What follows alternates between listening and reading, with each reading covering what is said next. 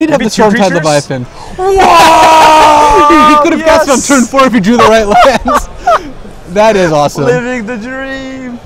The funny thing is it actually stops more of Brian's creatures than it does of Nathan's, but he still gets to crack for 8 here. Yeah. I guess there is something to consider, you know, the potential Devouring Light. Yeah, but it does not look like Nathan has it. Yeah, wow.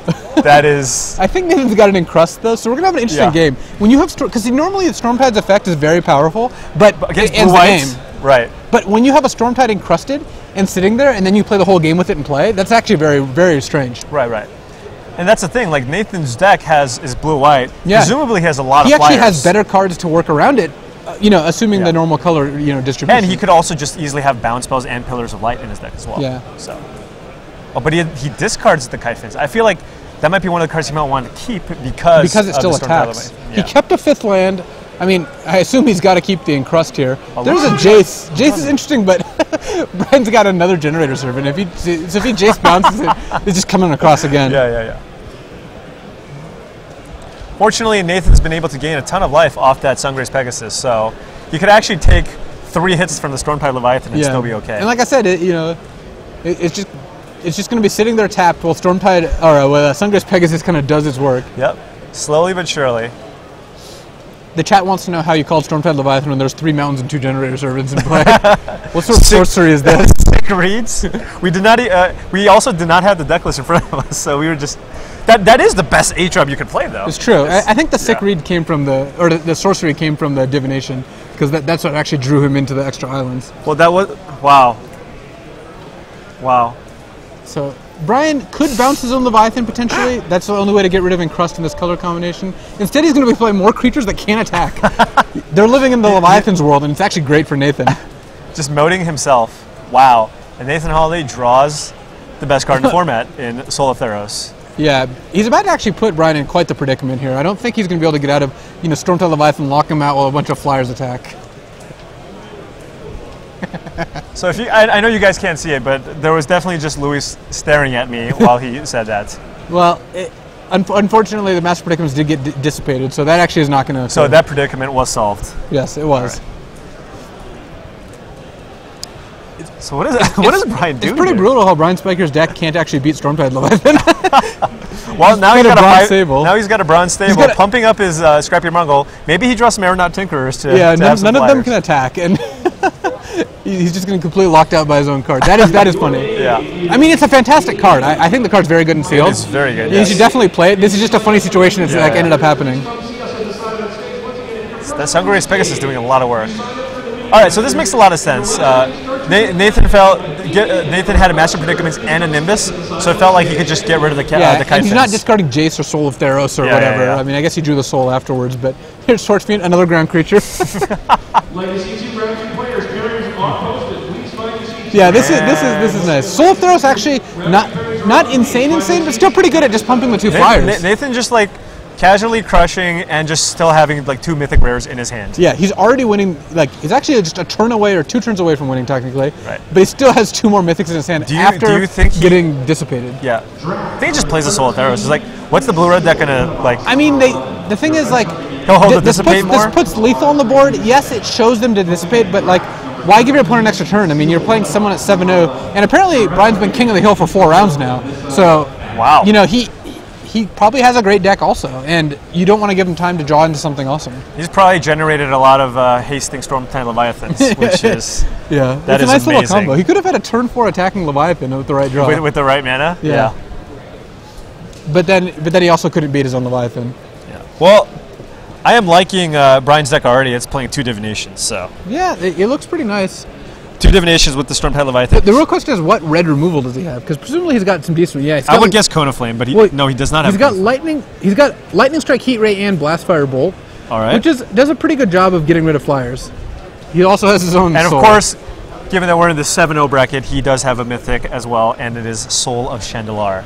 Yeah, I mean, so I asked Ben this: what would you rather play, Chandelar or Theros? The computer game Chandelar. Is there or a Theros draft? You've never played Chandelar? No, I played Chandelar. Okay, so that's the when question. I played, I was Right now, Chandelar. Yeah, that's what I said. I've already played enough Theros at this point. Yeah. Where I just don't need to play it for a really long time. Where Chandelar's awesome. Or Chandelar is pretty great. Yes. We even had somebody who was posting videos of Chandelar footage that was on our Adam website. Marnello, actually. I think he was playing through Chandelar, which that was is pretty awesome. Yeah. So couldn't beat that last guy. Nathan's deck looks awesome. You know how we've been talking about like what the white decks want, and he's got the bombs and whatnot. He also has 2 pillars, so it's not like everything. It's not like he's just going to lose to a Stormtide Leviathan or Soul of Chandelar here. Yeah, that's the thing though. He's not playing like the traditional white deck, which is play a bunch of low drops and swarm you. He's actually playing more of a blue-white control deck that just tries to win with its bombs and flyers. Yeah, but he has Paragon, Triplicate Spirits, 2 Sungrace Pegasus. He just has it all. Well, yeah, true, but Triplicate Spirits. But he doesn't have not like necessarily like. Yeah, he doesn't have creature. like Welkin turn. He has Research Assistant, so he's more interested in gumming up the ground and then just finishing the game with one of his 4, 5, 6 drops. Well, his deck is fantastic. I was just going through it and I was just like, man, nice deck, 7-0, not a big surprise. Yeah, I would say that he's in pretty good shape to potentially run the tables here because this might be the best deck we've seen, or at least very close. Well, his deck is very good, but I guess I didn't see Sean McLaren's whole deck because you guys did coverage on that. Sean McLaren's deck was also fairly great, but he didn't have a Soul of Theros. So. Yeah, Soul of Theros is kind of the tiebreaker here. Yeah. All right, so Nathan Holiday is up a game currently. And I would imagine that Brian does still want to go first. He's got a bunch of Generator Servants in his deck. Yeah. Though it's not clear that Nathan cares that much. Yeah, that is true. Brian could choose to draw, but he also has 2 Divinations in his deck. Yeah, so, Divination on the draw is really bad. Yeah, especially if you don't have anything to do early. Because Divination on the play, you don't have to discard, and that way you can turn 3 Divination and turn 4 and Divination. you're like on card parity too, after you cast a Divination on turn 3. Yeah. So I would generally choose to play Divination and Sign and Blood both. It's more important for Sign and Blood because Divination you can still just play a 2-drop into Divination, whereas Sign and Blood you're not going to play a 1-drop unless it's Typhoid Rats. Exactly. Yeah. So I would imagine I don't think we've seen anyone choose to draw so far. And Ben and I talked about the format, and we both concluded that playing on the play was generally better. And I also agree with that, which is why I know that we were holding a seminar, on Friday with Raptor No Cho, and I believe Raptor actually prefers drawing in this format, which I thought was really interesting. I think it depends on your sealed. Some seals will want to draw, but the overwhelming majority seem like they want to play. Yeah, definitely. Especially with Convoke, all your dudes are mana guys. Yeah. You want to get in. You want to be the first one to play your Siege Worm, etc. So the removal spells being clunky, like Flesh to Dust is a great removal spell, but you can play all of them. Yeah, there's we're not playing a format where we just have like murder at common. So look at this, 2 Divinations on the play. This looks like kind of the god draw. Well, for you. How do you think Brian's 7-0? It's not because he. How excited are you at Brian's opening hand? And Nathan's mulligan. Yeah, he's just up so many cards. This is just like a 5-for-1. It's like a free ancestral. I know, free ancestral. Yeah. Wow. I know if you'd be playing, you'd be kind of shaking and like just kind of giddy. I can already see it. Yeah. I'm not going to say that like activating Arcanus wasn't the best, but. I don't think that's going to happen anymore. That was awesome. See, look, Brian, you see Brian? Yeah. He's ready. Excellent. Nathan's deck probably mulligans pretty well, though. He doesn't have Divination. Divination does... He actually has a fairly low curve, and then just like Soul of Theros. Yeah, so. He doesn't need a ton of lands to, kind of get back into things, and is going to end up, has enough cards that can win the game on their own. It's not like he's playing a Synergy deck where he needs to get 2 things out and then cast Sanctified Charge or anything like that. Yeah, Nathan also probably wants some Divinations in his deck. Yeah, he does not have any, unfortunately. But what deck doesn't, to be fair? It's true. To be completely honest. So Nathan going to 6 here. And see what he's got.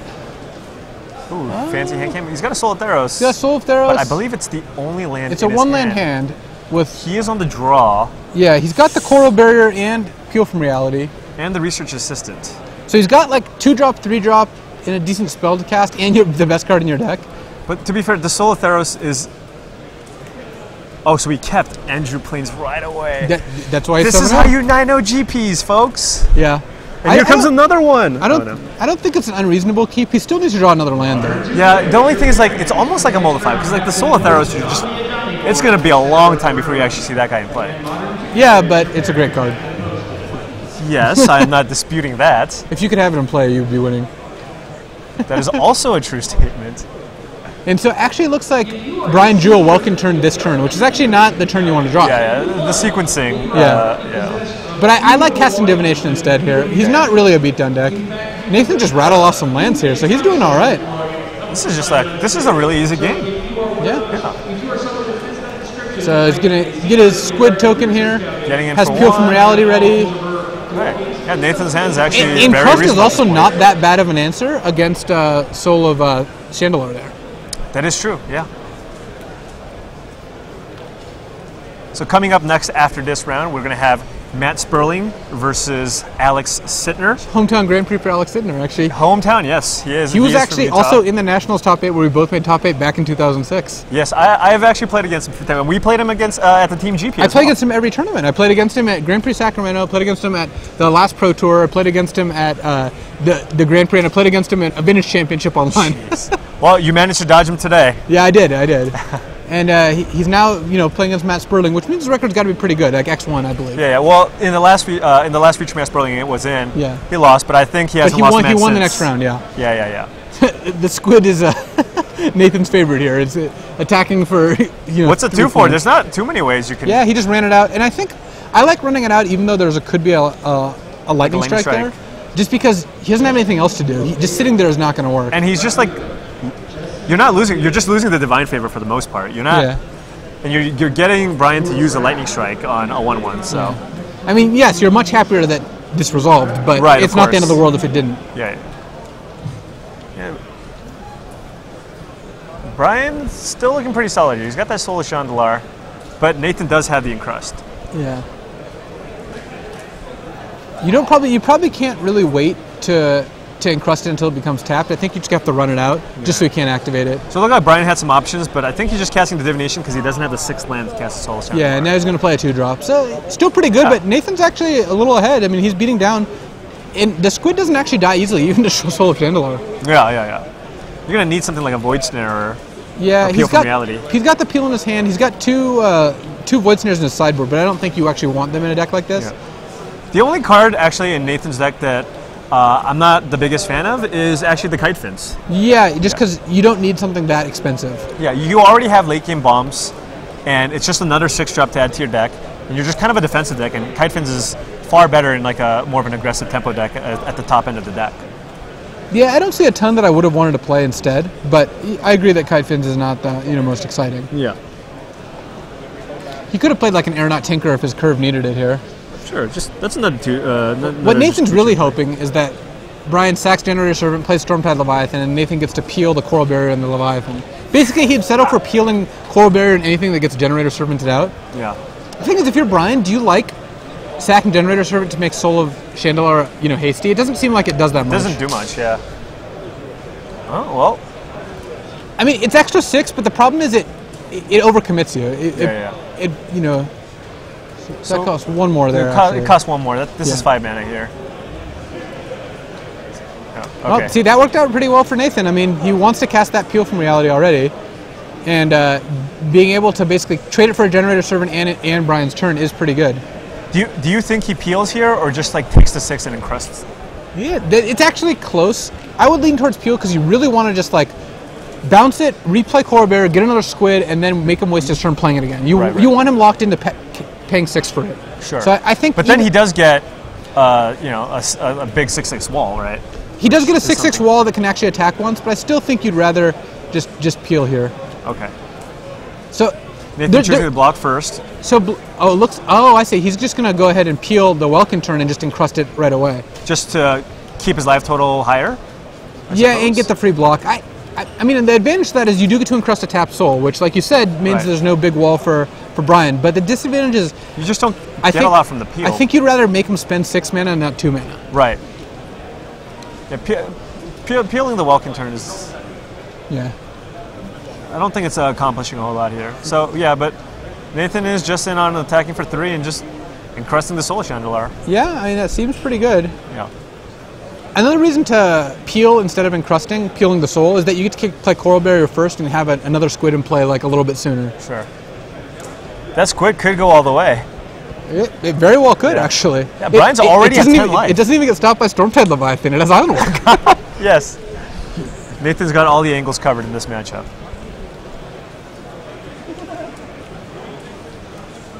So, Brian looking to to actually have something to stop a 2-4 unblockable. And he's not doing a great job. He's got 7 lands out to Nation 3, but just like bashing with that squid. Sometimes you move in on pumping up your squid. Another generator servant here. And let's see what this 3-drop is. Wow. Illusory Angel, yeah. Brian's deck's quite good, but it does not beat the squid in the race. Though I guess with Welkin turn, you're doing 6 a turn. Actually, you do beat the squid if Nathan doesn't do anything else. Yeah. Nathan does definitely need to rattle off some lands here. Yeah. And here, and see, that turn is a turn where I think peeling the soul would have actually worked out a little better. Because imagine instead of that turn, Brian just plays the soul. You'd already played the Coral Barrier again. Right. You attack him for 3 more here and then encrust the soul. I think you end up in a pretty decent spot. Yeah, you're just buying so much more tempo in terms of just like making Brian just tap that additional 6 mana. You do lose more cards. Like you're kind of throwing away a half a card or whatever by having an untapped soul with encrust instead of a tapped soul. Right. So it is a little bit more of a tempo play, but I think that's what Nathan's going to win on. He's not going to win on card count. Nathan's got 6 cards in his hand. Yeah, he's not running out of cards. Yeah. I mean, I think it's close either way. Right. So Nathan draws a land here. Probably just playing the Coral Barrier here. That would be my guess, unless he's got something new. So this now becomes a 3-turn clock for Brian. Yeah. So 3-turn clock.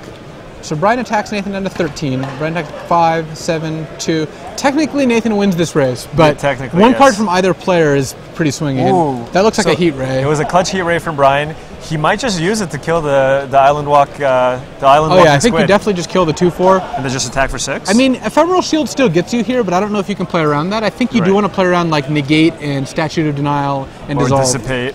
Or is it dissipate? Yeah, dissipate. Right. Oh, Nathan's also got a Quickling in his deck. Yeah, Nathan's got a lot of action. All of the tricks. Is that a Blastfire Bolt? Bolt? It's not a Quickling. Blastfire Bolt is in Brian's deck, yeah. It looked like he had a Blastfire Bolt and a Heat Ray. He's got both. He's actually in pretty good shape here. Yeah. He's just going to be cracking for 6 in the air, I believe.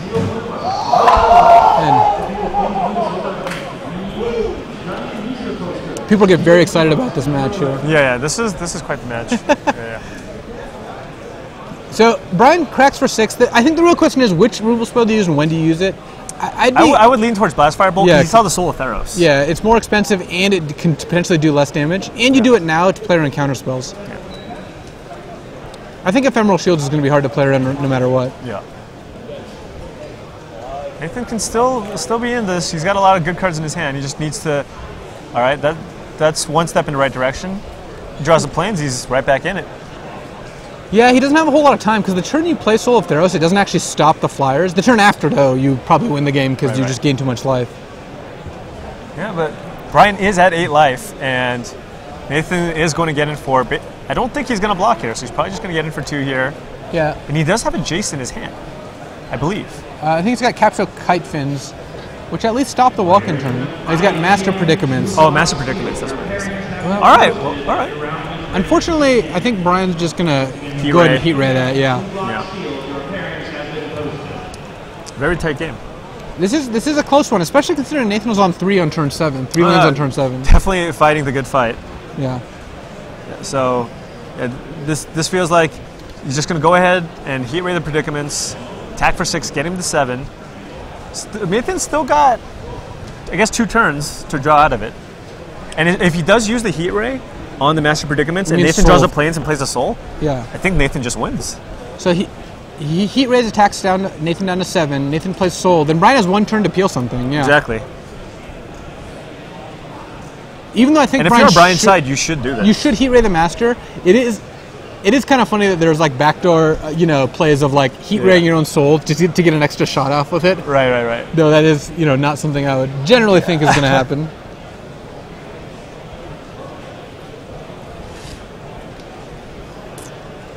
Also, after sideboard, I don't know how much I like Encrust against like another blue deck. It's good against Soul of Chandelure. It is. It's just... And good against Stormtide Leviathan, as we saw last game. Right. Just because you have... it's a great card. Because it would be insane to side it out. Because you have cards like Quickling or more common answers. Nathan actually does not have a Quickling. I'm not even talking about Nathan. Oh, I see. You're talking about Brian potentially doing. Yeah. And it looks like Generator Servant generated a Willforged Golem. Wow. That's the beatdowns. All right, well, Coral Barrier likely just going to step right in front of that guy. Yeah, and Brian deciding actually whether he wants to die to Sanctified Charge. If he attacks with all 3, then Sanctified Charge actually does finish it off. Yeah, the ground creature, the Willforged Golem doesn't do a whole lot. Yeah, I do agree that Quickling and Peel are a reason that Encrust isn't good, but Nathan has seen 2 big creatures he doesn't have a ton of ways to deal with. I guess he has the 2 pillars. Yeah. So far, Encrust has looked amazing, though. It's done a lot of work both games. Been fantastic.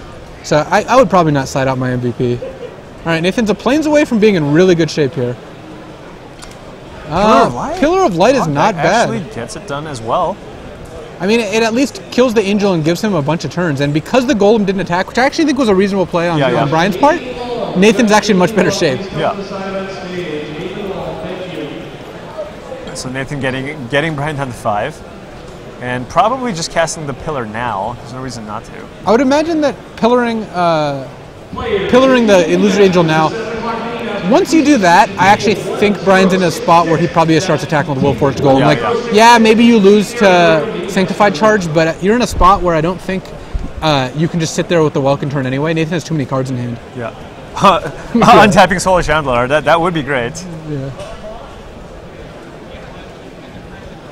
Maybe a Twiddle for the game. Twiddle wouldn't be bad. Peel from Reality or Quickling would both be insane, though. That was a great draw. So last turn, Brian played around Sanctified Charge, which I think was for good. Yeah. This turn now, he might actually have to go back on that and decide, okay, well, maybe I will die to Sanctified Charge because the rest of the situation has changed. Because he needs to start clearing the board because it's so close that Nathan might actually just be able to come back and win this game. Yeah, the problem is if you give him 4 draw steps, he has so many more cards than you that you know he's just a land away from playing something. That's the thing. Even if he doesn't draw planes, he still has a Kite Fence, which will finish the job. And will block the Welkin turn. It's something that people often do, which is they'll play around a Giant Growth, and then next turn they'll play around it again even though the situation's changed. And so I like this attack. Yes, you could afford to last turn. Now you cannot afford to, so you should just attack even if you're dead. Yeah, it's one of those situations where if you're so far ahead, you can afford to play around things. But once all of a sudden things have changed, you just kind of adjust it and be like, well, was playing around it before, even though I didn't know for sure. Now I can't. Nathan's just drawing pillar after pillar here. Just pretty reasonable. Yeah. You can just pillar to Golem, attack for 2. Very, very close. I mean, I like pillaring first to see if it resolves because you don't want to just put yourself dead. Yeah. All right, getting him for 2. So Nathan actually winning the race. He is. Barely, but he is. Wow. This ends up being a pretty tight game, and it's not ending the way we thought. Oh, right off the top. It looks like 1 strike and you're out. Yeah. Oh, dear. Well, I guess that is. just casually just flipping it on the table. That's how you're king of the hill, right? Yeah, that's how you get there. Not only do you have a powerful deck, but wow, that was a pretty intense match. Or a game, rather. Yeah, so had Brian not drawn that and drawn like a random ground creature, then Nathan would have to draw something on his turn to stop one of the creatures, but given that, he drew Lightning Strike, I guess we're just heading to a game 3 here. Yeah, I'd like to see Nathan just actually be able to play all of his spells in his hand. Both games, he was just kind of stalled on lands. Yeah, but game 1 he had enough stuff going on that it was all right. Right. These games have been pretty interesting. I have not seen games where Stormtide Leviathan has been played the entire time and ended up just stopping the person who controlled it. Yeah, losing to your own Stormtide Leviathan is probably one of the worst feelings ever. It's almost as bad as not having a Stormtide Leviathan. I mean, this is your deck. Yeah, it's Divinations and Stormtide Leviathan. It's got 2 Divinations, Stormtide Leviathan, and the Generator Servant just to get it out there. Yeah, the deck I've done well with multiple times just in the random drafts is just blue-black control Stormtide Leviathan. Of course. I think it's actually good. Stormtide Leviathan hasn't always been good in the formats it's been legal in, like the limited formats. I think it's actually quite good in this one. Although there are a reasonable amount of common answers, but yeah, for certain decks, like for example Red Green just cannot beat that card. It's one of the cards that sometimes can win unwinnable games. Yeah. It costs 8, so I mean it's fair, but I had a game though where my opponent I guess didn't know what he did. He cast a Stormtide Leviathan. I was Red Green. He just didn't attack me. Oh, because he didn't know it had Island Walk. He didn't know it had Island Walk. And then he's just like, all right, well, I'm going to kill one of your creatures so I can attack. Right. So he chooses to hunt the weak, his Stormtide Leviathan, and my Curd Chieftain, and I had a Titanic Growth. That's pretty sweet. Yeah. So, Go ahead. No, go ahead. So even while we're sideboarding here, afterwards we will be taking a quick 2-minute break, and then we will be playing the time-shifted match of Matt Sperling versus Alex Sittner. Yep, both currently at 6-1. 6-1, yes. So we'll get to that. Kind of excited to watch this third game. I actually think this matchup is very interesting. Both the decks are good, and like I was talking about with Ben last round, it's like we watched Ifro play where his opponent just had like Liliana, Soul of Chandelar, Cone of Flame, and just destroyed him. Jeez. And it's a lot more fun to watch two great decks battle. Both these decks are legitimately very good. Right. And it's a lot more fun to see great cards clash than like see someone with great cards just run over someone who doesn't. Yeah, that's no fun at all. I mean, I'm sure the one with the great cards. I'm sure he had a good time. I mean, presumably the people with the great cards love it. I have not been in that position myself, so. Oh, okay. Yeah. Never, not even once. Yeah, I mean, well, I guess I had Pack Rat Amazing Mortars twice in 2 GPs consecutively, but other than that. Yeah, and we did fairly well at the GP, opening some good stuff. Yeah, we had good seals at GP Portland, I gotta admit. Like, I took the worst deck every time, but other than that. It's not even true. I think I had the worst deck both times. Yeah. Ifro clearly had the best deck. Oh yeah, Ifro had the, just like the insane mono white deck twice. Yeah. And granted, even though we gave him the best deck, he also won almost all of his matches. So there you go. You know what he was supposed to do with the deck. Mission successful. Exactly.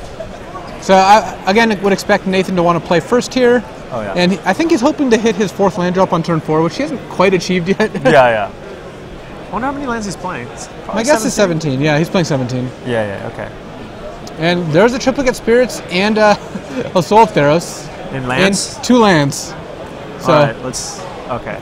Looks like both players are good here. Actually, it looks like 3 lands for Nathan. So this looks like just a legitimately good hand. Oh no, it's a 2 lands and a Coral Barrier. But Coral Barrier really does help cast Triplicate Spirits. Oh yeah, for sure. And then there's a plane, so Nathan's got to be feeling pretty good. Yeah. His curve is just awesome. If he can draw 1 more land and go Coral Barrier into Triplicate Spirits, I think he's got to be feeling pretty insane. At the same time, it looks like Brian has a pretty strong hand too, and it looks like he just drew Soul of Chandelar, so. Was there an artifact to target in Nathan's deck? Or do you think Brian's just playing it as a 2-drop? He played, it looks like he played a Torch Fiend, which he is main decking. Yeah, he's just playing as a 2-mana 2/1. Nathan doesn't have anything, and he hasn't seen anything, but... Yeah. It's just one of those cards that doesn't seem all that great in this matchup, though, because you've seen 2 Research Assistants, Coral Barriers, and Nathan's deck really isn't that aggressive. Yeah, but when you have Divination, see, look, it actually is a combo here. Otherwise, you'd have to discard a Divination. I guess it's there a 2-mana 2/1 draw card. Yeah. That is literally what it is. Literally. I mean, he has a blue Paragon. And here comes the Triplicate Spirits. Boom. This could be a fast game. I mean, this is how games are fast. Like with, a Squid and 3 Triplicate Spirits out, just ready to go. Yep.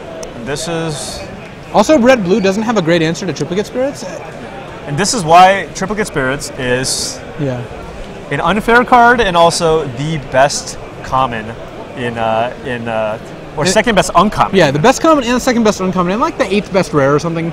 Yeah. It's definitely in the top 10. Yeah. Like, is it better than like one of the souls? I would rather have it over some of the souls. Yeah. Yeah. Like black soul, probably green soul, like not the white or the red, and definitely over the blue. I mean, it's kind of a bomb as much as these other 6-cost cards, but it actually costs like sometimes 4 mana or 3 mana. Yeah, and then after you take a Triplicate Spirits, all of a sudden you get something like a Sanctified Charge and just have like an unstoppable combination there. So yeah, Brian looks like he's in a lot of trouble here. Yeah, Tyrant's Machine does stop Master Predicaments, does not really stop Triplicate Spirits. Yeah. And Nathan doesn't have lands, so he can't cast his Soul of Theros right now, but playing Paragon and just smashing for 7 just puts him in really good shape here. I think he even assumes that Brian's probably going to kill the Paragon pretty quickly, but getting 7 in is pretty good. Yeah, Nathan just looking like he's playing an entirely different deck here. Chat's reporting that Marshall Sutcliffe is now 6-2. So wow, battling back from an 0-1 start, a little 6-1 run. Yeah. Hopefully wins his next round. We saw his deck during deck building. Yeah. He had a very good deck. His deck was quite good. Yeah. So hopefully Brian, he makes it to day 2. Yeah. That would be great. If Brian does not have a way to kill the Paragon, the game is basically just over. Even if he does, the game is going to be tough for him to win. I suppose he could conceivably play like a creature into Illusory Angel, maybe? Nope. No, or you can cast Divination. Yeah. As much as we love that card, it's not going to do a whole lot right now. So, looks like he's just going to have to pass after casting Divination. Didn't really advance his board. The funny thing is he doesn't have Lightning Strike, but if he waited and Nathan has that negate, that's just going to be, a pretty sick ending too. Yeah, Nathan has to feel like he's just won the game if he untaps here. Yeah. Because he's got lethal in 2 turns and a negate backup. And there's really no creature that can stop this. So Nathan's deck did deliver this game. His draw was just absurd. Yeah, well, he actually was able to hit his 4th land drop on curve and just demonstrate what his deck can do. Yeah, he's even stuck on 4, but it doesn't actually matter. Yeah. I like casting Divine Favor on the Squid here. I think that there's not much that Brian can have. If Brian had Lightning Strike, first of all, he would have killed the Paragon probably already. Yeah. And even if he does have it now, you still have Negate up. I mean, Divine Favor doesn't change the clock much, but it's a 2-mana spell. You really want to leave Negate up, so right. I think it's pretty safe just to play it. He could actually put it on the Paragon, but I don't think that's actually necessary. No. I think he's just going to go ahead and put it on the Squid. Yeah. Looks like he's running it on the Paragon. I mean, he gets to attack with the Paragon here, I guess, but I think if Paragon lives, you're just going to win anyway. So I think it kind of spreads out your risk a little bit more. Granted, this all is kind of immaterial. Right. And at the same time, because he has a negate backup, he feels pretty safe in actually just putting it on the Paragon, because that allows him to just get in a lot more damage. All right, so Brian takes 7 damage here, goes to 6. After chumping. Going to 6 and having really no board and Nathan having a negate. There is no card that I think you can draw right now, outside of perhaps Island Aether Spout. That would be sick, but Nathan has negate.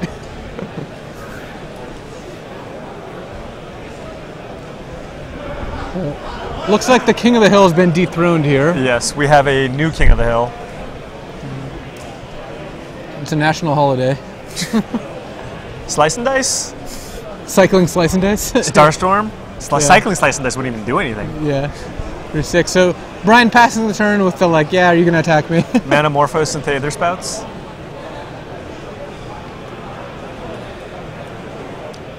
Looks like Nathan just has to swing here, and that will end the game. I mean, I guess technically Brian can tap one of the flyers, chump the Paragon, and take 5 going to 1, which is better to do. I mean, you might as well never give up, never surrender. Yeah, I can respect that. Yeah. So, a flyer gets tapped, and I mean, he's only got 2 mana, so Holly's just gonna send in everybody. I mean, it worked out better to Divine Favor to Paragon. You got to attack twice with it. Yeah. Crater Hellion would actually do it. Crater Hellion? Yeah, someone pointed out that Crater Hellion. Yes, Crater Hellion would in fact do it. So would Starstorm. No, Starstorm would not. He has negate. Ooh, Peel from Reality on the Torchfiend and the Paragon. So... Yeah, he's like, please resolve. Yeah, if you're Nathan, do you let this resolve? It stops 2 damage and makes your Paragon smaller. I kind of like just negating that than playing a land and playing a Heliod's Pilgrim. Because the problem is if you let it resolve and then replay the Paragon, you still don't have negate up. Yeah. I guess he could let it resolve and then play a land and play Heliod's Pilgrim. And this puts Brian to 3. That actually might even just be the safest. But you can also, like, I don't know what he could actually have. He could have just cast a negate. Maybe like a Code of Flame or something? Bring Brian down to 1. I don't know, maybe. And then he has an Island Walker. Yeah, maybe he is worried about Cone of Flame, But what does Cone of Flame do to 4 unblockable creatures at 1 life? Cone of Flame plus... Forge Devil? No, that doesn't do it. Plus Heat Ray? Does he have 6 mana? Okay, he would have already cast... Okay, he would have to... There's just nothing. We're trying to examine these scenarios. It's kind of tough, but... It doesn't actually matter, but... I mean, what if Brian plays Urborg in Garrick's Wake or something? That's 9 mana. I mean, I'm just saying, like, that sort of thing. Yeah. Urborg Covenant of Blood. Or Swamp Covenant of Blood, actually. Yeah. Kill the Paragon, gain 4. Then he just wins the game. What? Or basically does. That's also not true. Soul of Chandelar. Playing a Soul of Chandelar just because, I got this. Yeah, I mean, he's got Soul. Wow. And I don't think Soul of Chandelar is a Soul. I like it. Nathan just plays the Soul too, just to be like, I also have a Soul. Yeah. Wow. So, that was a pretty sick match. Game 3 was a little lopsided. The first 2 games were pretty awesome, though. Yeah, no, they both definitely had really, really strong decks, and I wouldn't be surprised if Brian managed to win the next round. And so Nathan, too, actually. Oh, yeah, Nathan. I think they're both favorites to win the next round. Right. Like I said, Sean McLaren was 7-0 after last round. He had an amazing Jund deck, so it would be pretty nice to see if he won and if they battle in the last round. Exactly. We're going to take a quick 2-minute break, and then we'll be back with Matt Sperling versus Alex Sittner.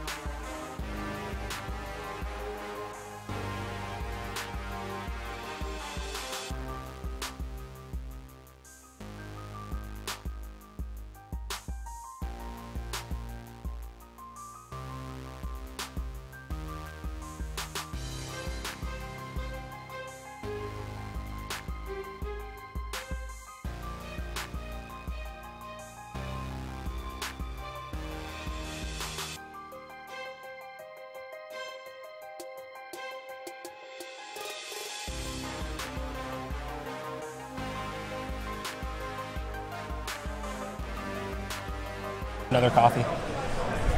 Welcome back, guys. We are going to get ready to enter our time-shifted match. We're going to have Alex Sittner battling Matt Sperling. Looks like Alex Sittner is on a green-black-red deck, splashing the red ability on Nightfire Giant. His deck looks fairly strong here, but yeah, let's just head straight on into the match here.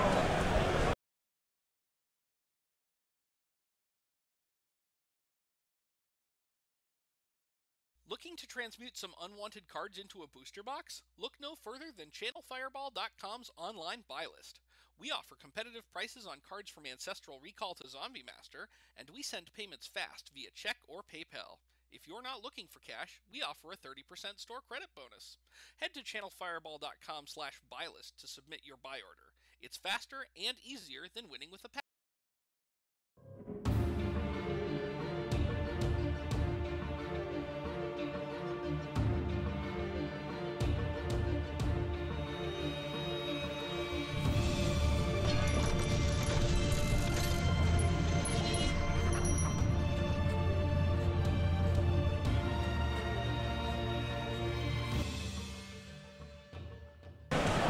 All right, guys, welcome back to Grand Prix Salt Lake City. This is round 8, and we are in our time-shifted match from Alex Sittner going against Matt Sperling. They're both 6-1.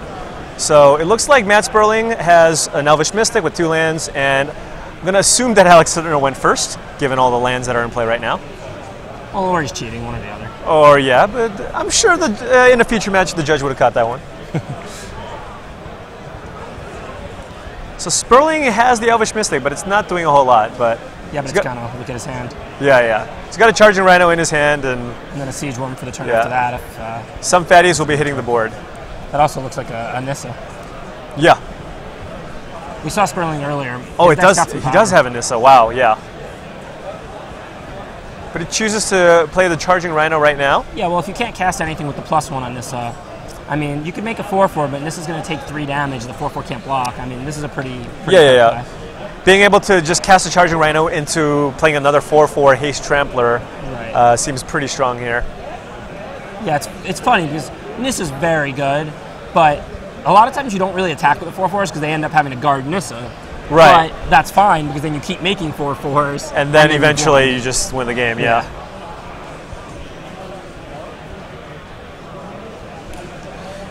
So going through Sittner's deck, it's, you know, he's 6-1, but just comparing the power level of the two decks, Sperling's definitely got the edge here with the Nissas and a really, really aggressive curve and 2 Pillars of Light to deal with kind of the troublesome cards in the format. Yeah, Sperling's deck looked really good. Yeah. We saw him play once earlier, and I liked his deck a lot. Yeah. So it looks like Sittner attacked into Sperling. Sperling chose to block with the Charging Rhino. Sittner had the Titanic Growth to kill the Charging Rhino, which actually slows him down a little bit because he won't be able to cast a Siege Worm this turn. Yeah, and I mean, now this is like his only options to Nissa. Like, he's thinking because he's not ecstatic about it, because it's not great. It would be easy to kill, but I don't know. I mean, is he really just going to play the Siege Worm first? I mean... Well, he can't play the Siege Worm this turn. He could have just, like, cast a Nissa, untap his lands, and play... Skirmisher? A Skirmisher? I mean, no, I would just play Nissa and make a 4/4. Right. I mean, you can block, so Nissa's not dying unless Sittner has another trick. Sittner could, but how are you going to win this game if Sittner has more tricks? Like, I guess Sperling's just really, valuing Nissa. the Nissa and figures that if he gets enough protection for the Nissa and gets it to survive, he will win the game. So just playing it conservatively, and I don't know whether it's correct or not, but I find that when I generally play with like these new mythics that are considered to be like slam dunk first picks, like I just end up playing a lot more conservative, being like doing whatever I can to protect the Nissa, protect whatever bomb it is that I'm playing. Right. But I mean, Alex Sittner playing a bomb of his own in Soul of New Phyrexia. Yeah, I mean, don't get me wrong, you want to protect Nissa, but if you wait too long on Planeswalkers, then they can just attack you even. Yeah. You know, you fall further and further behind if you're not doing anything and you're waiting. I don't know. Yeah. I get it. I'm not saying it's inherently wrong, but me, I would have probably just played Nissa last turn and made a 4/4. Because I think it's going to be pretty... You already saw Titanic Strength. You already pulled that. Yeah. Titanic Growth. I'm sorry. I always call it Titanic Strength. It's Titanic Growth. Right? Yeah. Yeah, you already pulled that. So he has to have a second Trigger removal. And are you really going to wait and Siege Worm and then Nissa and beat a second Trigger removal? Or like make him use a removal spell on a Siege Room, which is also pretty bad. Yeah. Might as well make him use it to try to kill the Nissa, force him to have it, and then maybe just... And if he doesn't doesn't have it, then you can play a Siege Worm afterwards too. Right, if he doesn't have it, your 4/4 eats his 2/2, Nissa goes to 1. You untap, you make a second 4/4, and now you're fairly stable and able to protect Nissa. Right. If he does have it, you're probably going to lose, but I just don't see you really beating it anyway. Yeah.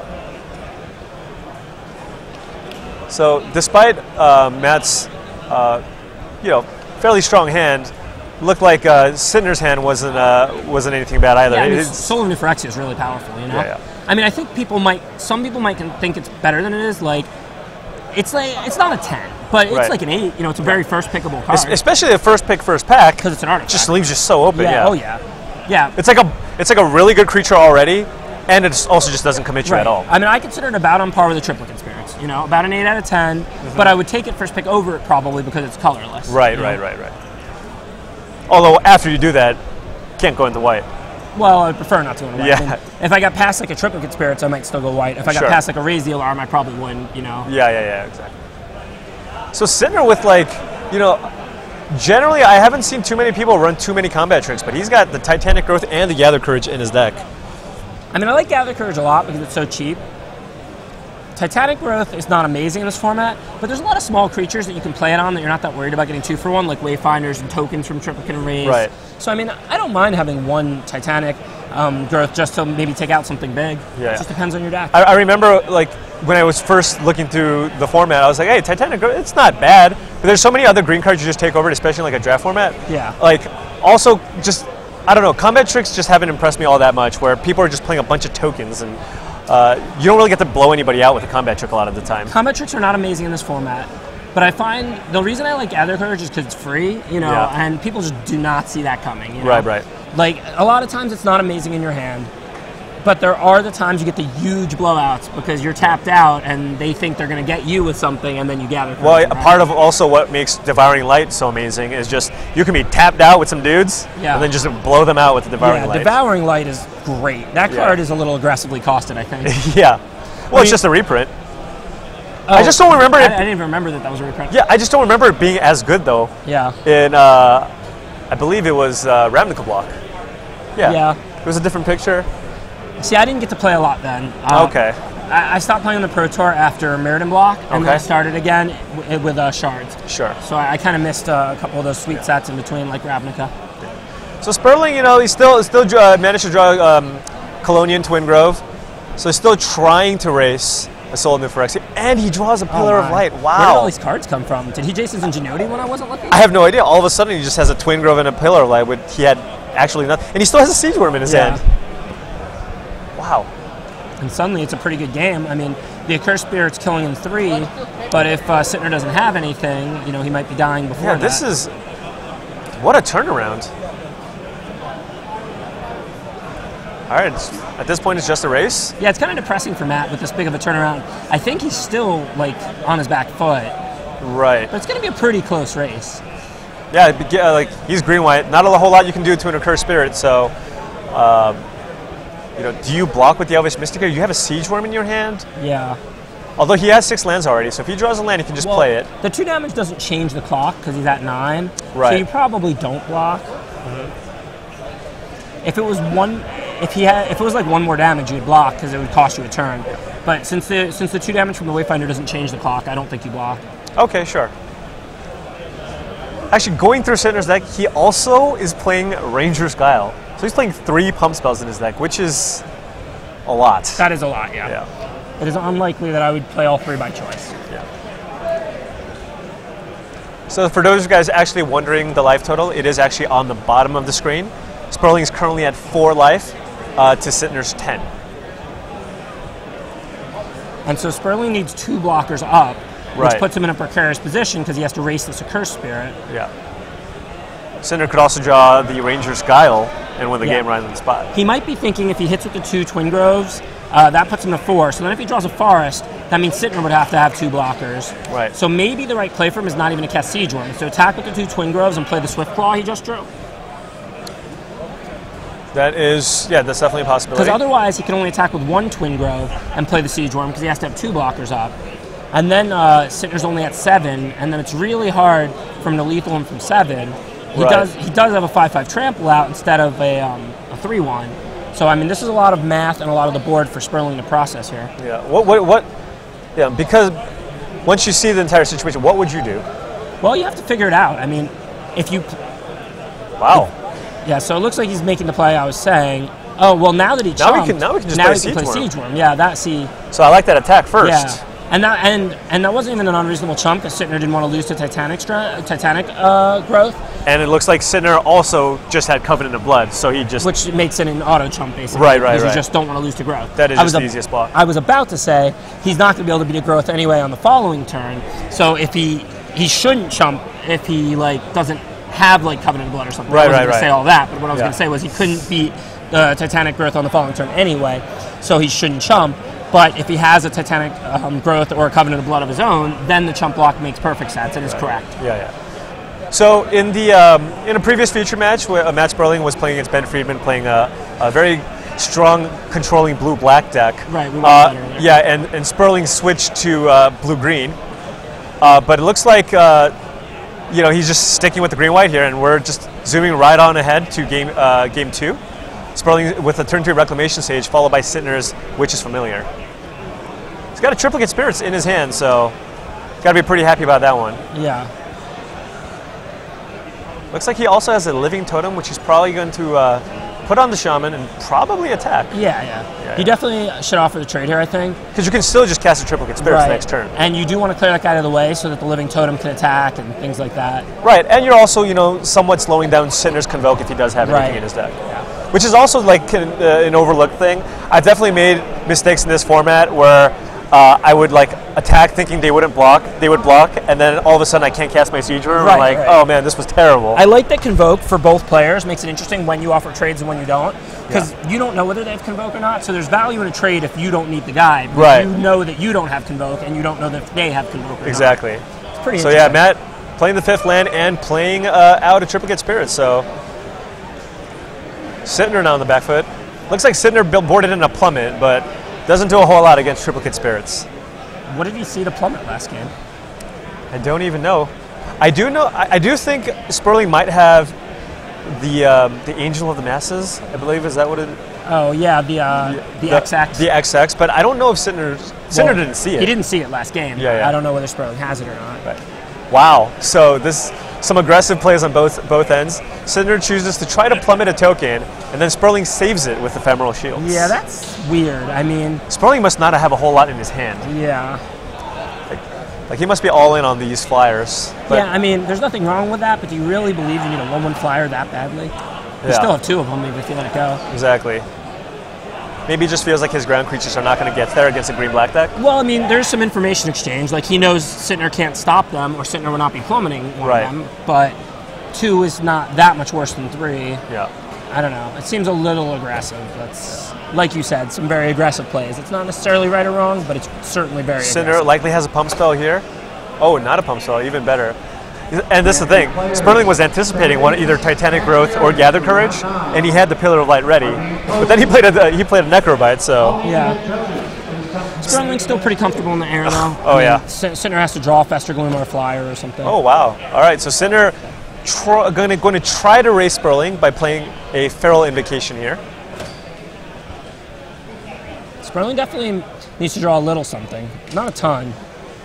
Like, not a forest. Not a forest, but I mean, if Sperling hits him for 3 to 8 and then he cracks back, Sittner, like, this isn't a race Sperling's winning. Yeah, if Sperling does, like, you know, a decent sized ground creature or something like that, you know. Yeah, he definitely needs to draw something here. 3 versus 9, not really where you want to be. Yeah.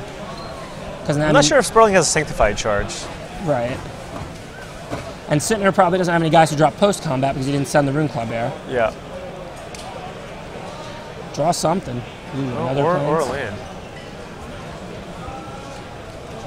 So I think Sperling still just has to attack for 3. Yeah. And that leaves him dead to Titanic Growth. Well, oh, no, he doesn't because he has Pillar of Light. Yeah. And he wouldn't really play around a Titanic Growth anyway, I think, even if he didn't have Pillar of Light. I think Sperling's now just trying to maybe, you know, draw a pump spell for the win next turn or Sanctified Charge. I mean, he's in a bad spot. I'm not sure why Sittner doesn't send the Rune Club Bear here. So Sperling choosing to take it. Yeah. Because hoping that he uses a pump spell. But then that puts him dead to Covenant of Blood. Yeah, and I mean, I think that trade is good for Sittner. Pretty sure I would have sent the Rune Club Bear there, but yeah. I don't know. So Sperling can't really... Sperling needs 4 blockers. Can he play a Siege Worm and leave up Pillar of Light? No, not without tapping a bunch of guys, which you can't do. So it looks like he's just going to cast a Siege Worm and just pass the turn. But he has 4 blockers for 4 attackers, so I mean, it's... And that Siege Worm just can block and crack back. That was exactly what Sperling needed. Had he drawn that a couple turns ago, this wouldn't really be a game. Drawing it exactly now, it's going to be a really close game. But I mean, you know, if Sittner doesn't have... Oh my, and that's going to end the game if Sperling doesn't top deck. All right. He needs to draw an answer, a pump spell, anything that does 1 damage. That was a land. All right, so let's just... it looks like the next rounds are going to be starting pretty soon. Let's just skip ahead. I think this is game. I think this is game and match. Sittner won game 1, right? Sittner's going to attack with the Accursed Spirit and kill Sperling on his next turn. Sperling can't do anything. Sperling can't lethal him. He's 1 point short. There's no way he's going to deal lethal because he doesn't have any pump spells, just pillars. I guess he's just attacking with everything. Yeah, and I mean, obviously, Sittner's not going to leave himself dead to nothing. This is kind of unfortunate. Every time Sperling just gets one of these future matches, yeah. Just, Sperling extends the hand. All right, so welcome back, everybody, to Grand Prix Salt Lake City. I'm Paul Cheon, joined here with Hall of Famer Ben Stark. So for those guys watching, that was a time-shifted match, and like I said, I was looking through Sittner's list. I wasn't really that impressed. It didn't look that good. Yeah, and just Sperling had a decent start with the Triplicate Spirits, but just couldn't have anything to follow up with. At the end of the game, he still had a couple land and 2 pillars in hand. Right. So, I mean, when you're on like a little bit of a flood and a double mulligan, so to speak, I mean, don't get me wrong, I like Pillar. I'm not knocking the card. Right. But that game, since there were no targets to Pillar, it was effectively And generally against a green deck, Pillar is supposed to be good. And you saw Soul of Nufrexia, so there's no way he's taking Pillar You saw Soul of Nufrexia. Not only that, you saw Gather Courage and Titanic Growth. So you're almost expecting Pillar to be a blowout. Yeah. But what are you going to do? All right, so the next round is going to start fairly soon. So we're going to take a very quick break, and then we'll be moving straight on into the next round.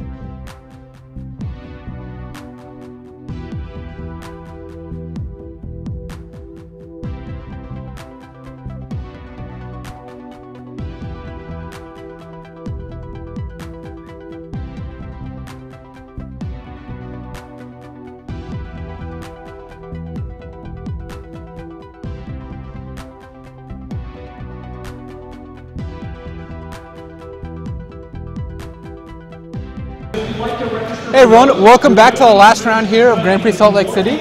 Louis Scott Vargas here with Ben Stark, and we've decided to wrap up the day the way we started, come full circle. We're going to cover Marshall Sutcliffe playing for day 2. He's 6-2 after starting 0-1. Full justice, because Marshall's always covering us, so now we're covering him. Yeah, who covers the coverers? Or something like that. So we saw Marshall build his deck. He built a green-white Planeswalker deck because it's got a Johnny and Nissa, a lot of other good cards, double triplicate spirits, and we saw him take a few beats round 1. Yeah. He ended up drawing triple planes in game 3 to lose, but he's battled back. He went 6-1 since then. Yeah. I haven't seen any of his other matches. I've talked to him over the course of the day, though. Yeah. Yeah, I mean, his draws weren't good in that match. He played all right. He didn't give the match away. Let's see how he draws here. I mean, I know a lot of people with really good decks in this tournament I've seen and are losing sometimes because sometimes it's your opponent. You get stuck on mana. Sometimes your opponent has the right rare, the right card. Yeah, sometimes your opponent just has a great deck. I mean, sometimes they just have a good draw. I mean, Sinner's deck looked a lot worse than Sperling's, and he didn't beat him with broken rares. He just had a good draw. He just had the right cards at the right times. Draws just line up how they do in Magic sometimes. Yeah, and Marshall's opponent has a Soul of Theros, a card we've talked a lot about today. So yeah. Marshall's going to be, that's one of the cards Marshall does not want to deal with. He does not have Pillar. That's the main thing Marshall's deck is missing. I mean, it's a great deck, but it's not exactly, filled with removal. It's really hard for Marshall to beat a Soul, but, maybe his opponent won't draw it, maybe he'll get stuck on 5, maybe he'll be a little flooded and he'll have, only it. I mean, games go a lot of different ways, Yeah, and we'll find out because the players are ready. We're going to go into round 9 here.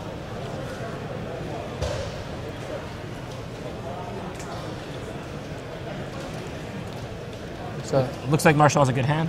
Yeah, he's a good hand on the draw here, but he's got a 1-drop and a 3-drop, plus a Clonian Twin Grave. So, I mean, there are worse things you can start with. And his opponent, Alfred Kwan, is playing red-white. Looks pretty aggressive. It's got a lot of low drops. Yeah, Generator Servants and Kinsbale Skirmishers. Does not have a ton of removal. Why didn't he attack? I think he's worried about Raise the Alarm, which I think is actually reasonable. Especially because he has Paragon in hand. And I like this. See, Marshall waited 1 turn. Yeah. Didn't attack. Then when Alfred didn't play Raise, then he attacked. Yeah. Let's say Marshall didn't have Paragon in hand. With this hand, do you still not attack? If you don't have Paragon, it's a little different. But I think the 1 life, I generally do attack there. Yeah, there's so little value in the Cathar in this spot. Yeah, because the fact that it's not going to do anything for a while is pretty relevant. If your hand is loaded with small creatures and they're going to be all on the board soon or whatever, then you don't attack and you raise. In this game, I think I attack into the raise because the Cathar is just doing virtually nothing. He has a Twin Grove. But having the Paragon to turn it into 2/2 definitely could push it back to not attacking. Yeah, and then Marshall drew a Willforged Golem. Right so on cue. Yeah, that worked out pretty well. And so Alfred actually has Shrapnel Blast in his hand. How many artifacts does he have? He has a Grind Clock, a Sacred Armory, and a Willforged Golem. Yeah, he's got a Scrapyard Mongrel out, so clearly he's trying to do the artifact thing. Yeah, he only has 3 artifacts in his deck, though, so he's running a little light on those. Marshall drew a Sanctified Charge, which is interesting. It makes it so his Spider wins the fight, but the problem is I don't think you want to attack here. No, he's just going to send the Willforged. Yeah, because so much can go wrong. If you attack with everything, and then Alfred blocks the Spider, and then you Sanctified Charge, then he has Lightning Strike. Yeah, then he has any card in Crowd's Favor, yeah. I like the post-combat Paragon. You weren't attacking anyway with the 2/2. Yeah, why would you play it first? Yeah. Of course, Alfred just drew. One of the cards that's also not bad in this format would be a Cone of Flame. Oh, wow, he's got Cone, too? Yeah, he gets to wipe Marshall's board here. Yeah. I mean, Willforged Golem's alive. That is relevant. That is still the biggest creature on the board. Oh, and he's got a Twin Grove, so we know it's not like Marshall's out of gas. But Marshall's mana draws actually have not cooperated all that much. He has 2 forests and 3 plains right now. He really wants to draw Forest as his 6th land. Yeah. Well, he's got plains. Yeah. But, he still has the Sanctified Charge, too, so... And the Clonian Twin Groves, constantly update. Right. So playing them as 2/2s is still fine. Right, sure. Yeah, it's funny. You play against Cone of Flame. Let's say Marshall even wins this game, but you still know your opponent has Cone of Flame. You always feel like Cone of Flame. Yeah. It's just such a hard card to beat. Yeah.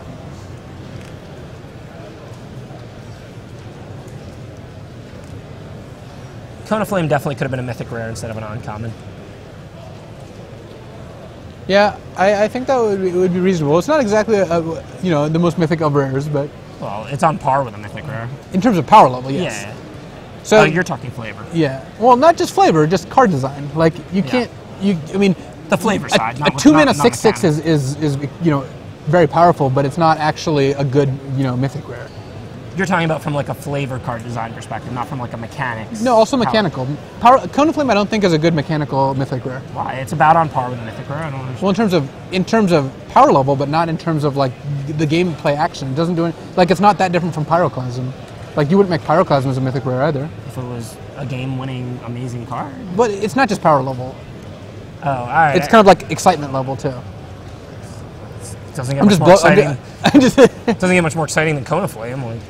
Well, design discussions aside, we have Alfred drawing grind clock, which let him shrapnel blast away the Willforged Golem. Something Marshall can't be too unhappy about.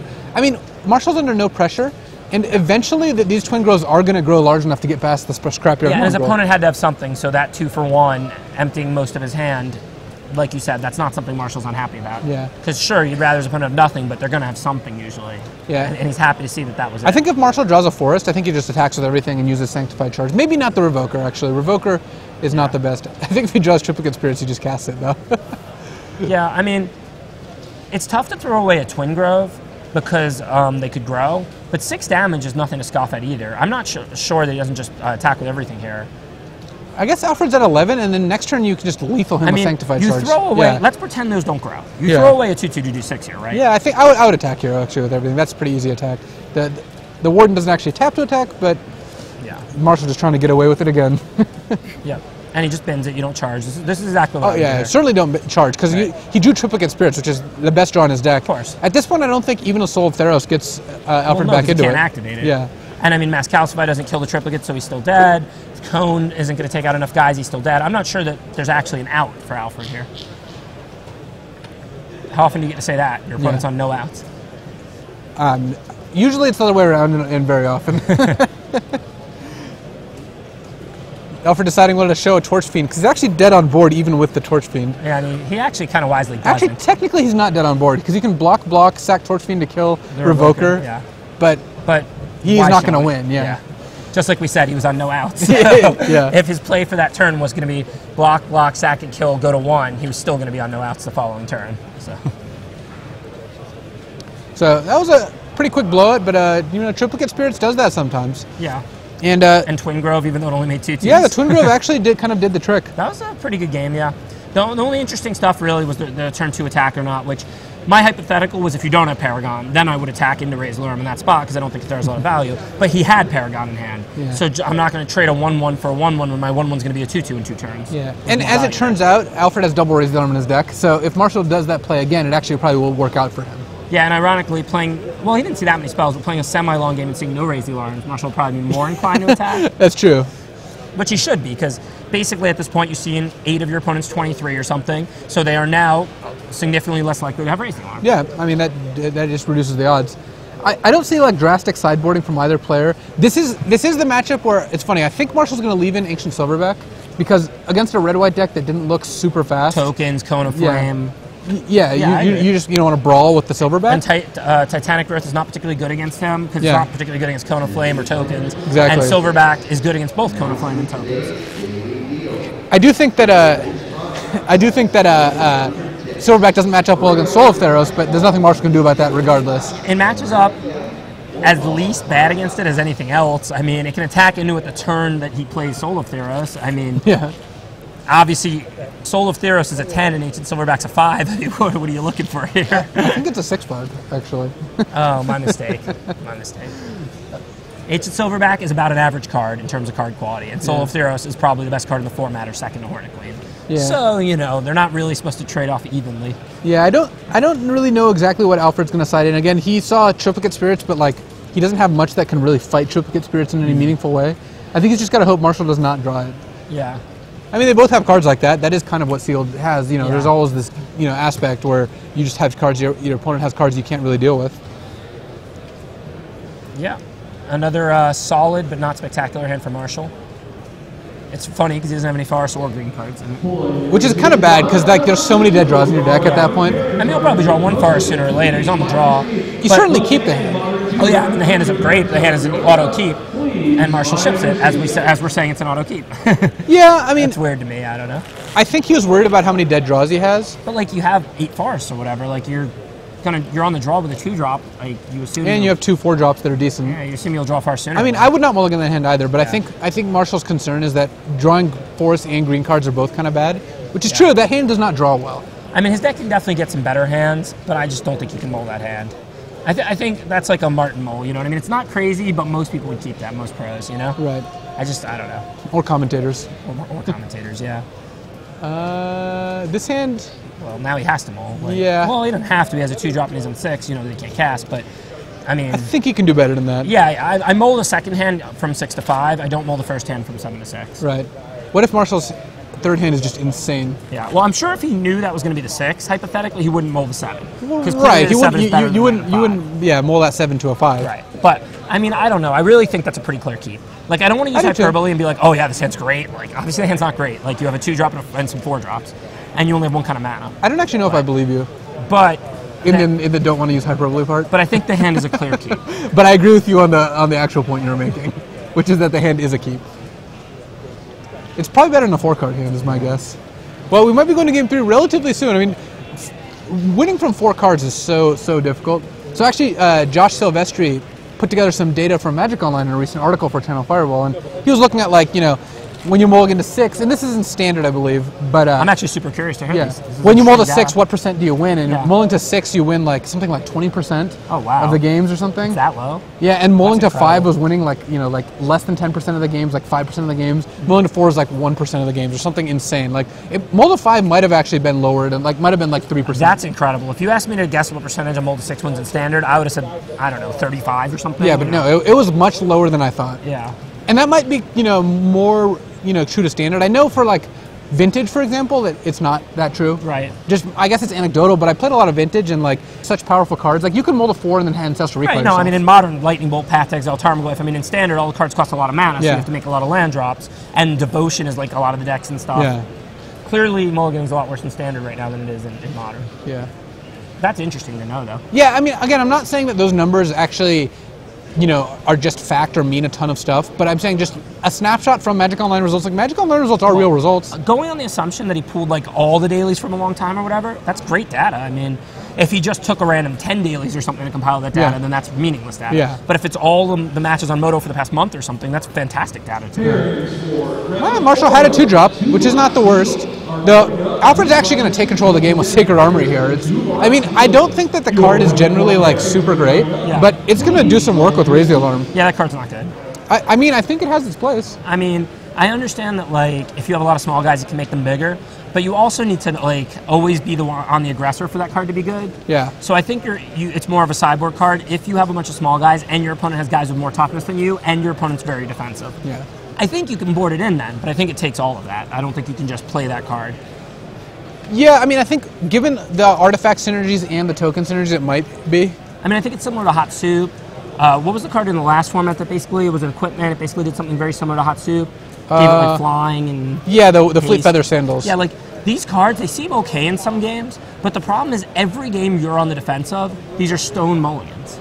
Like they're not that good when you're on the offensive, but you can have the risk of being on the defense. Yeah, I remember one of my opponents sided in Fleet Feather Sandals in Theros draft, and I ended up just like curving out, and he had that, and he was just like looking at it. It's like, yeah that card. It would have been good game too because we had a stalemate, which is why I sided it in. But since the upside isn't worth the downside has to be basically non-existent to have these types of cards. So that's why there's sideboard cards. Yeah. If you see your opponent's on control deck with 1/3s and 2/4s, and you have an aggro deck, and okay, board it in, sure. Yeah. You just don't main these kind of cards. Yeah. So apparently in the King of the Hill match, Nathan Holliday's Soul of Theros is facing down his opponent's Soul of Theros, which is why they're both 8-0, is my assumption. Yeah.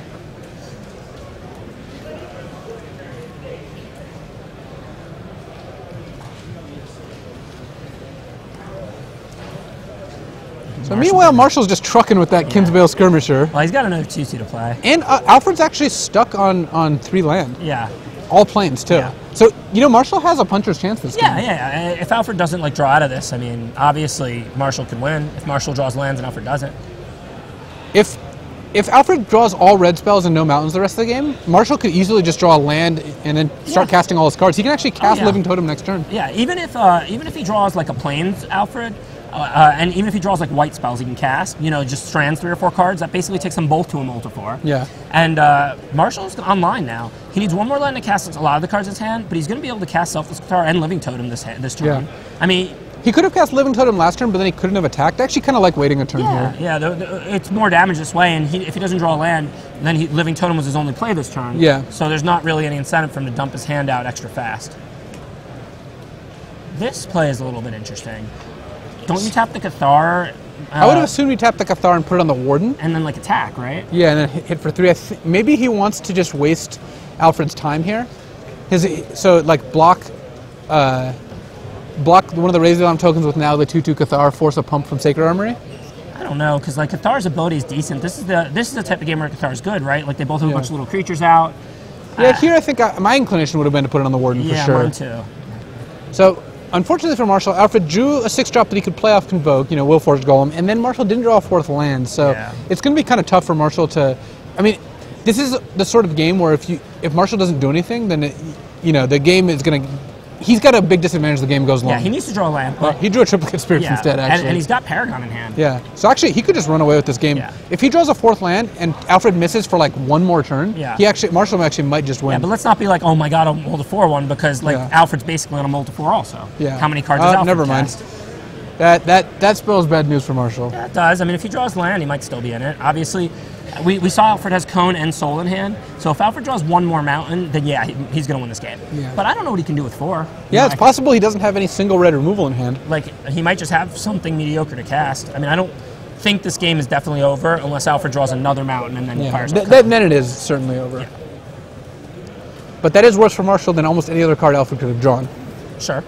I mean, I see his hand has Cone, Soul, and a bunch of red cards. If Marshall takes the hit here, Alfred could use the Sacred Armory and then Shrapnel Blast Marshall. Oh, wow. And, I mean, what is Marshall's other choice? Like, he could chump.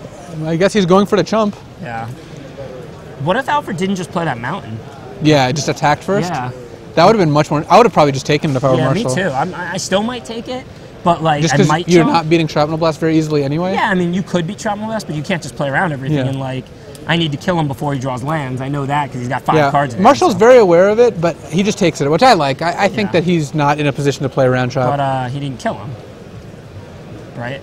He doesn't have Shrapnel Blast. Oh, he has Generator Servant, yeah. Yeah, which I agree. Like I said, I'd probably take it there. And I thought he had a Shrapnel Blast, and I was still saying I'd probably take it and decide because we don't actually know he has Shrapnel Blast. We know, but Marshall doesn't know. Right. And I'm trying to kill. If I'm Marshall, I'm really concerned with killing Alfred fast here. I'm not trying to play around a bunch of stuff. Play around Shrapnel Blast, yeah.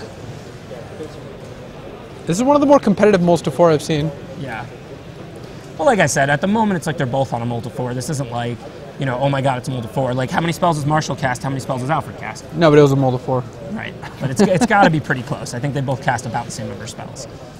But you understand that Marshall started with 4 cards in his hand. Alfred started with 7 cards in his hand. Just so we're clear. I don't like how non-aggressively Marshall's playing this game. Yeah, I think that, there is a time and a place to play conservatively, but it's not when you mold a 4 and your opponent just drew their first off-color mana. And you're not going to win this game if your opponent runs out lands, because he has all spells in hand. Yeah. They have to be spells he can't currently cast. They have to be decent. You're on a mold of 4. Like, I don't know. I would have definitely Living Totem the Warden attack for 3. This turn I'd be looking at whatever attack I can make with the Cathar up, which wouldn't have the counter on it. Play the Willforged Golem post-combat if I can, not if I can't. Like, I don't know. Alfred is very close to just having the win. It looks like he's got Burning Anger here. Well, it's 1 more mana, right? Yeah, but he has Generator Servant, so you can sack it to put Burning Anger on the Willforged Golem and just put Marshall on 1 turn to have an answer. Yeah. That might be too aggressive, given that he's not losing this game right now anyway. Given that if Marshall pillars it or something, or Reclamation Sages it or whatever. Yeah, which Marshall could very easily have. Yeah. Like, Marshall hasn't made a play that was better than or worse than casting Pillar most of the time. Like, I think that if he had a Pillar, he could just easily have it in his hand still. Yeah, I think if I'm Alfred, I probably don't make that play.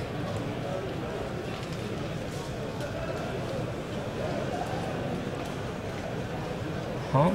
So Alfred attacked, Marshall then blocked, and then Alfred Shrapnel Blast the Golem. Probably not the best play Alfred could have made this turn. I guess he was trying to get a free win, maybe? By attacking, but Marshall has to block because it's essentially a 6-power guy. Such an obvious block, too. I mean, it's 4/4 and 4/4. Yeah, I don't think I don't think Marshall was getting away from that block. It does not look like Marshall drew a land, though. Because he's attacking with his triplicate spirits without playing Paragon. Pretty rough for Marshall. He really needs to draw a land soon. Yeah. He can actually attack with a lot of creatures here. Yeah, I mean, I think if Marshall had been playing this game more aggressively, this game would be really tight. Like, I don't think it would be over yet, but I think Alfred would be on maybe one more turn to draw Mountain. I think now, like, Alfred's at 22, going to 23. Marshall could have done like 6 more damage, maybe. Yeah, I mean, he might have died to the Shrapnel Blast if he played it my way. Yeah. But that's kind of irrelevant anyway, because unless he saw the Shrapnel Blast in his hand, like he dropped it on the table or something, yeah. I don't think you're trying to beat Shrapnel Blast. And he could have dealt a substantial a lot more damage, not 6. If he had put the Living Totem on the 3/3 right away, that would have beat several times. The tokens could have been attacking. I think it would have beaten the Cathar once, maybe twice. Well, this is the third. Like, it would have 3 attacks. Yeah. I don't know if it would have taken all 3. The 1/1 flyers could have been attacking. Some of the ground creatures could have been attacking. If you're not worried about dying the blast, he could leave a blocker or 2 up.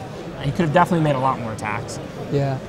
So Marshall drew a Johnny, which has some potential. I mean, Johnny is going to, get him out of range. Yeah. So here, I'm looking at just blocking the Golem with the Cathar and then blocking the 2 tokens and then sacking the Cathar and just killing the 2 tokens, I think. Well, why do you want to... Oh, yeah, I see what you're saying. Because Alfred played a Paragon, so now the tokens are 2/2s. Right, so that's one of your only really positive plays here? That's what it looks like. That's just my initial read. Like, I don't... Sure. I mean, maybe you can double block a Golem or something, block a token. You could also do that, but then you lose... I'd rather not lose 2 creatures for a Golem. I'd rather lose 1 creature for 2 tokens. Sure, yeah. And you don't take any damage. Yeah. And you can't really kill the Paragon anyway. It's not like you're going to untap and kill it. So, yeah, I love your play here. That's what Marshall runs here. Yeah. Marshall's actually in a spot where I think Marshall can actually win this game. Yeah, he just can't beat the cone. He needs to draw land, and he needs Alfred to not draw land. Right. So, I mean, if Alfred draws Plains, he has Burning Anger, but he doesn't have cone. Well, there's a land. A Johnny is not quite lethal. Marshall also has the option potentially of Living Totem just staying tapped. Yeah, I suppose so. That's fine. Might as well leave it tapped. Yeah. Why is it well, that's not actually legal. Yeah. Am I missing something? No. The Living Totem is supposed to be untapped. He's looked at the board several times. Like, oh. Yeah. Okay, he's got it. I would imagine minusing a Johnny is the best here. Plussing a Johnny does gain you like 3 life, but minusing a Johnny seems like it puts is it playing Paragon and then you just minus a Johnny next turn? Why is it better to minus a Johnny first? Maybe because it represents two minuses, so which is more strong than Paragon. Next turn you can go minus on Paragon? Yeah. Yeah, you're right. So he doesn't have any flyers out, Alfred, right? No. So if we minus a Johnny and we hit in the air for like 6-ish. And then you attack with also the Warden because it's like basically free. Yeah, and then next turn we can just kill him in the air if we get to play Paragon and minus a Johnny. Basically, if Alfred draws a Mountain, Marshall's dead. But if Alfred doesn't, I actually think Marshall might win this game. Yeah.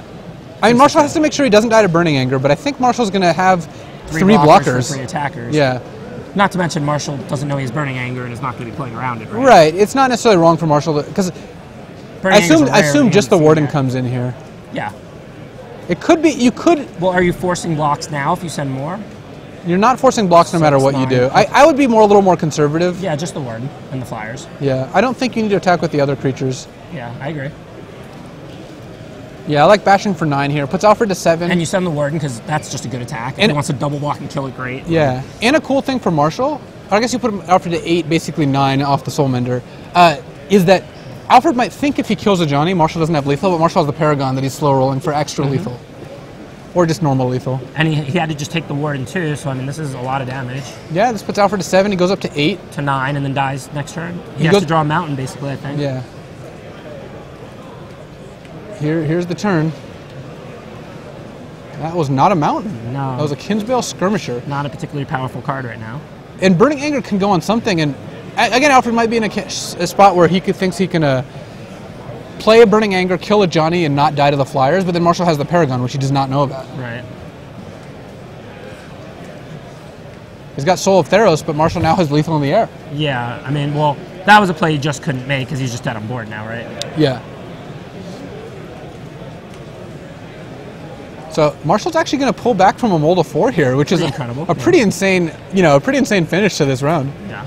And even though Alfred did get completely screwed on red for like the first 6 or 7 turns of the game, he did draw a Mountain and was able to cast some red spells. Like I said a couple times, if you count the spells cast, they both cast about the same number of spells. I mean, 4, 7, 8, 1, 2, 3, 4, 5, 6, 7, 8.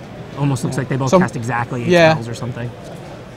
So Marshall's just going to run the double chump. I guess he can. I guess it's free to double block the golem here. Yeah, there's no reason not to really.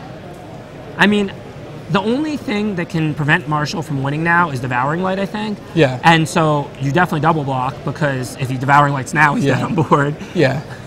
But if you make all your tokens into 4/4s, I guess the Soul Miner puts you to 9s, but you can't use it to Devouring Light. Yeah. So actually, Marshall has lethal through Devouring Light with the Paragon. I mean, this game, obviously. I mean, he's not going to have Devouring Light anyway. It's just game. That was a sick game. Yeah, I mean, it was cool to see Marshall win on 4, and it was, they were both handicapped. Like they both had serious mana problems there. And I think that's game. Wow. So welcome back to the booth, everyone. That was a pretty awesome game to finish off day 1 with. We saw Marshall we saw him build his deck. We saw him lose round 1. Yeah. He then won six matches, losing 1 more to go to 6-2. Then we saw him win that last game on a Mold of 4, actually. And now we get to watch the Limited Resources drafting tomorrow. Yes, we do. So we're going to be back tomorrow. We're going to be back with a bunch of drafts. We're going to cover some awesome drafts. We're going to see more featured matches, and we're going to maybe pick up with Marshall at some point, too. Yeah. I mean, obviously, I assume we'll be featuring somebody from Pod 1 or something. But, I'm just excited to go and see Marshall's draft deck and see what's going on. So we'll be back covering a draft. We'll see you guys tomorrow at 9 a.m.